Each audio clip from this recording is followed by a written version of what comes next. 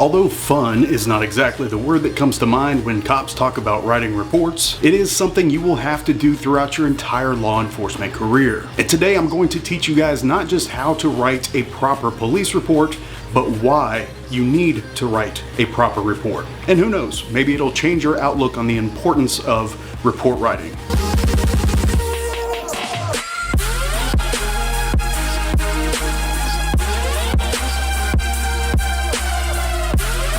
Hey guys, what's going on? I hope you are having a fantastic weekend so far. Cops hate writing reports. Not exactly a big secret. You just worked 10 hours and now you have to sit down for the last 2 hours and recall everything you did throughout the shift. Unless you get interrupted with a call and then you're gonna stay late. Today I'm gonna give you guys a few tips that will not only make report writing a little bit easier for you, but it will help you down the road. So in most police reporting software, you have sort of a main narrative area, kind of the main police report, and then you have something called supplemental reports. Supplemental reports are usually written by officers that are backing you up, while you are going to be writing the primary officer's section of the report or the main narrative. Supplemental reports can be attached to any case number that you're doing a supplemental report on. You can also add a supplemental to a prior case you had, let's say if you get some new information about that case. Supplemental reports are also where detectives and investigators usually put their follow-up reports when they get assigned your case. I was actually assigned a murder case back in 2017, and I think to date there's over 100 supplemental reports to that original case number. It just depends on what type of case it is, and not every case number is going to have supplemental reports. But aside from all that, let's get into basic report writing. It's very important to structure your report writing so it's pretty uniform across the board. Of course, don't just go off of what I say, make sure you are following your department's policies and procedures. But the basic overall gist of writing a police report starts with the top section, which is giving a little bit of details before talking about the case. The first line is usually going to start out as the call type or call nature. So subject, theft, subject, fraud. Then a new line and the date. Then on another line, identify yourself, new line case number, and new line location. Make sure you put the location of the actual incident. If the call comes out at your police department, because let's say somebody walked into the lobby, don't put the department's address in the report. So that's everything that goes into the top section. Before you begin writing, think about the purpose of report writing, the actual purpose of it. Let's take it back to the basics.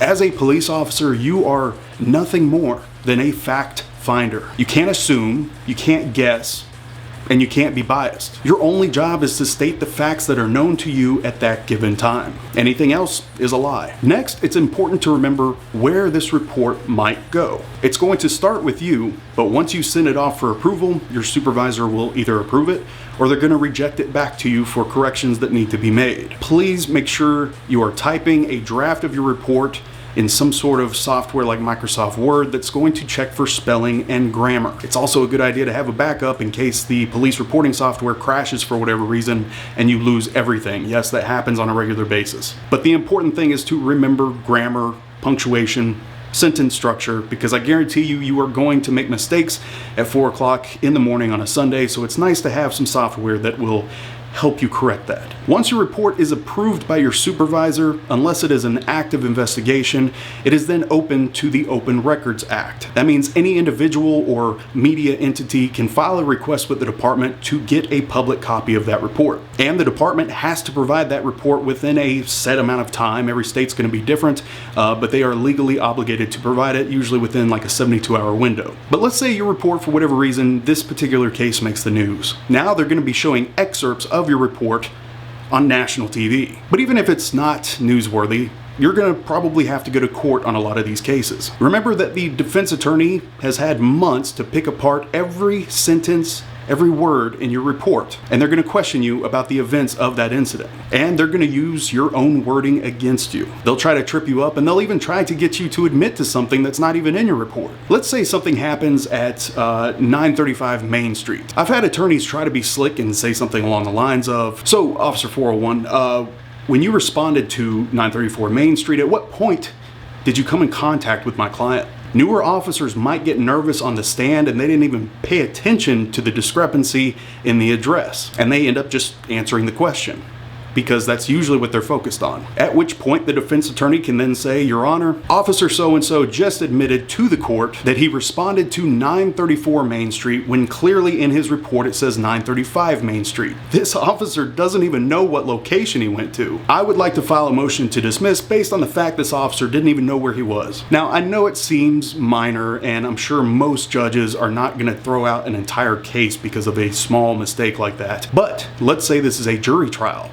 It's the defense attorney's job to cast doubt in the jury members about you. And now your suspect is walking free. And I'm sure there's going to be people in the comments that are going to ask, well, how would you address that if you're on the stand? And I'll tell you, I would respond along the lines of, Mr. So-and-so, I responded to 935 Main Street, not 934 Main Street.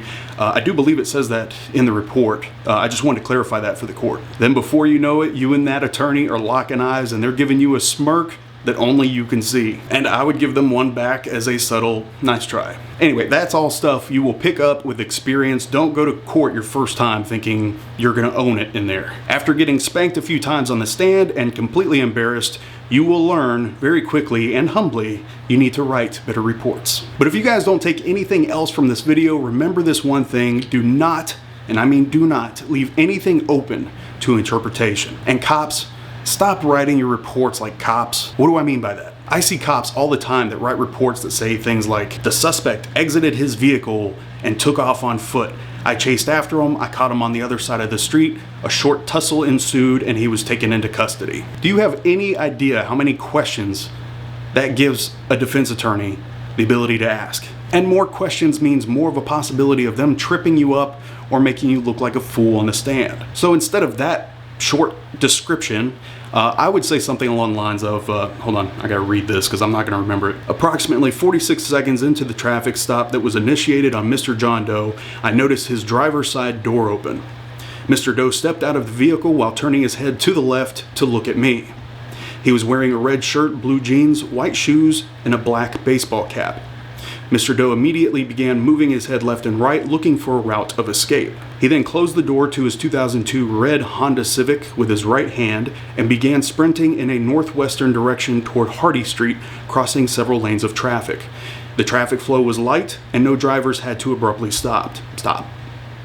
I set my citation book down and exited my vehicle. I then began sprinting in a northwestern direction in an effort to apprehend Mr. Doe. As I approached him, I gave him several lawful verbal commands to stop. Mr. Doe continued his sprint and did not obey the lawful commands he was given. I then leaned forward, grabbing Mr. Doe by his waist, which caused him to fall forward. I quickly mounted Mr. Doe, but he continued trying to get up. I advised Mr. Doe he was under arrest. Mr. Doe continued trying to get up and flee. I was able to grab his left arm and place it behind him, securing it with my department-issued handcuffs. I then secured his right arm by placing it behind him and secured it with my department-issued handcuffs. Mr. Doe then became compliant and was escorted back to my vehicle for transport to CDC. Anyway, you guys get the point here. See the vast difference in how those two narratives are worded? Your goal is to answer every possible question that could be asked by a defense attorney. Don't give them ammunition. And by being vague and being lazy in your report writing, that's exactly what you're doing. Remember to follow the who, what, when, where, why, and how principle. Keep it simple, but keep it detailed. And folks, don't use words that some 80-year-old lady in the jury stand is not gonna understand. Instead of using terminology like I ran Doe through NCIC on my MDT, say something like, using the laptop in my patrol car, I submitted John Doe's information to the National Crime Information Center, which is a national database for tracking crime information, in order to see if Mr. Doe had any warrants for his arrest. Hearing the two previous examples, you guys get the gist of it. Another piece of advice I would like to offer you guys is any time you've had any sort of dialogue back and forth, whether it's a complainant or victim or suspect, make sure to watch your body camera before you write your narrative. Misquoting somebody even by one word can make you look dumb in court. It's gonna open a whole bunch of worms for you on that stand. Again, I go back to the fact these attorneys have had months, sometimes years, to pick apart every word in your report, to pick apart every action you did in your body cam footage. Everything you do has been picked apart, analyzed, and they've already come up with a list of questions and possible ways to trip you up. So at the end of the day, your goal is not to give them that opportunity. And even if your report is perfect, and you followed department policy and state law, Sometimes you are going to lose your case. That's just part of the game. You're going to lose cases, and that's okay. You're not the judge, and you're not even part of the judiciary. You're there to report the facts, testify to them, and move on with your day.